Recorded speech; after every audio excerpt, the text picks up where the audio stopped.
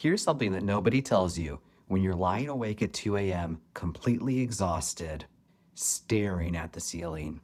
The moment you decide to try to fall asleep, that exact moment, you may have just made it significantly harder.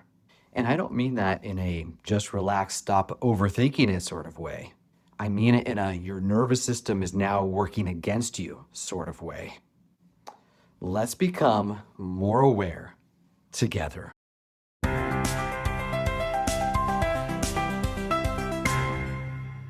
There's a specific biological loop that kicks in when sleep becomes a thing you're trying to achieve. And once you understand it, a lot of things that never made sense suddenly do. Like why the harder you try, the worse it gets. Why you can fall asleep on the couch with no problem, but the second your head hits your pillow, you're wired. Why you've been exhausted for months but still can't sleep. That's what we're getting into today. And I promise by the end of this, you're going to feel a lot less crazy. Most people think that insomnia is a sleep problem. Makes sense, right? You're not sleeping, therefore something must be wrong with your sleep. And so the logic follows. Fix the sleep, go to bed earlier, take melatonin, try a white noise machine, download a sleep app, cut caffeine after noon, do all the things. And maybe some of that helps a little, or maybe it doesn't help at all. Or, and this is the one that really messes with people, maybe it works for a few nights and then stops working, and now you feel even more helpless than you did before. Here's why. What most people call insomnia isn't actually a sleep problem. It's an arousal problem. Your nervous system has gotten stuck in a state of alertness at the exact time it's supposed to be powering down. And once you understand that, everything changes, including why all the standard advice keeps falling short. Real quick, if you want to know which pattern is driving your insomnia, I put together a short quiz that walks you through it. The link is in the description. It takes about 2 to 3 minutes, and it'll make the rest of this video make a lot more sense for your situation specifically. Go check it out, then come back to the video. Okay, let's talk about the loop. Here's how it starts. You have a bad night. Maybe you're stressed. Maybe you're sick. Maybe you just had too much coffee.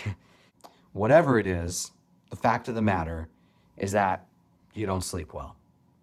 You feel terrible the next day. Now, here's the moment everything changes. The next night, you get into bed and part of your brain is paying attention. It's keeping score. Last night was bad. I need to make sure tonight isn't bad. So it starts monitoring, watching, waiting to see if you're going to fall asleep. And that vigilance, that watchfulness is exactly the thing that triggers arousal. Because your brain doesn't know the difference between watching to make sure I fall asleep and watching because there's a threat. So to your nervous system, both of those feel the same. And when your nervous system senses a threat, it doesn't let you sleep. So you lie there. You notice you're not asleep yet. You think, okay, I need to relax.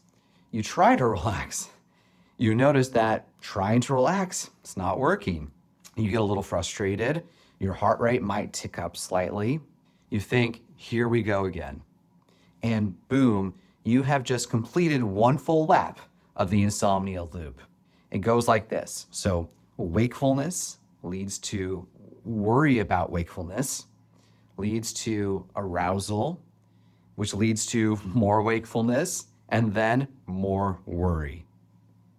Every lap of that loop makes the next one faster. And the longer this goes on, weeks, months, sometimes years, the more your brain starts to associate the bed itself with this activated state. Researchers call this conditioned arousal. Today, I'm just gonna call it your bed becoming a place where your body doesn't trust anymore. That's why you can pass out on the couch watching TV with no problem. But the second you actually get into bed to sleep, something switches on. It's not random. It's a learned association your nervous system has built, one frustrated night at a time. Now, this is the part most people have never heard explained clearly, so stay with me. Sleep is what scientists call a state-dependent process, which is a fancy way of saying it can't be forced. It has to be allowed. Think about it like this. Can you force yourself to sneeze? Not really. You can get close, but you can't just decide to sneeze on command. You kind of have to let the conditions exist for that sneeze to happen. Sleep is the same way. You can't do sleep. You can only create the conditions where sleep is likely to happen and then get out of the way. But here's where insomnia plays such a cruel trick. Because when you're in the loop, every night feels like something is at stake. You're tired. You need to go to sleep. You have work tomorrow. And so instead of creating conditions and stepping back, you grip harder. You try the deep breathing, and when it doesn't work, you immediately try harder. You count backwards from 300.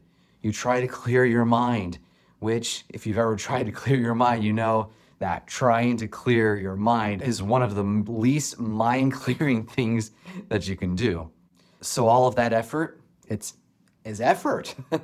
And effort means activation.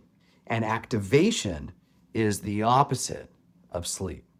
There's even a clinical term for this. It's called sleep effort, and research consistently shows that the more effortful a person's approach to their sleep, the worse their sleep becomes. Not because they're doing something wrong, but because the trying itself is the problem. The insomnia loop doesn't get broken by trying harder. It gets broken by understanding what's actually driving it and making specific, targeted changes to that, which is a very different thing than just relax. So if trying harder makes it worse, what actually helps? A few things, and I want to be clear that this isn't a full treatment protocol, but these are some of the core ideas. 1, reducing sleep effort, not increasing it. This sounds counterintuitive, but it means deliberately lowering the stakes around sleep. Not, I must sleep tonight, but I'm going to rest, and sleep may or may not come. The goal shifts from achieving sleep to reducing the activation that's preventing it. 2, breaking the conditioned association between your bed and arousal. This is one of the core principles behind cognitive behavior therapy for insomnia, also called CBTI, which is actually the most evidence-based treatment for chronic insomnia. More effective than medication, longer lasting results. Part of it involves reconditioning your bed to be a place where your body relaxes again instead of activating. 3, addressing the underlying nervous system state, not just the symptoms. This is where a lot of standard sleep hygiene advice misses the mark. It tells you what to do at bedtime, but the nervous system state that's fueling the insomnia loop isn't just happening at night. It's running all day. It's the background hum of a system that never fully powers down. And that requires a different kind of intervention than just stop looking at your phone an hour before bed.